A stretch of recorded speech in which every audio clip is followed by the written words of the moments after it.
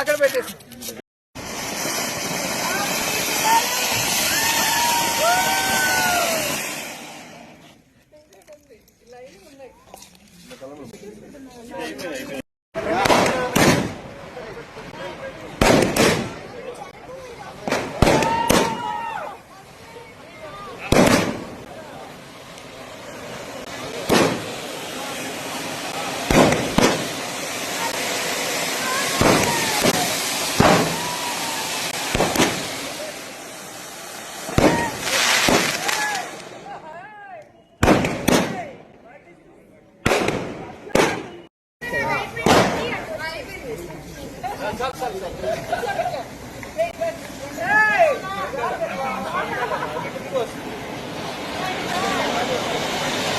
ఫోటోలు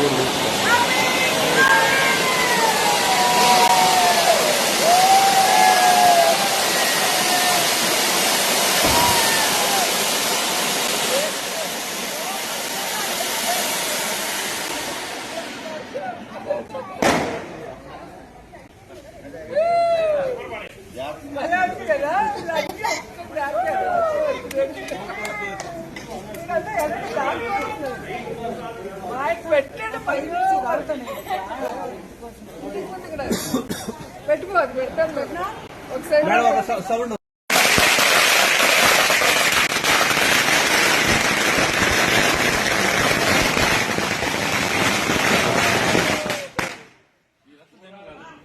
అందరికీ దీపావళి శుభాకాంక్షలు. దీపావళి అంటే చెడు పైన మంచి సాధించిన విజయం.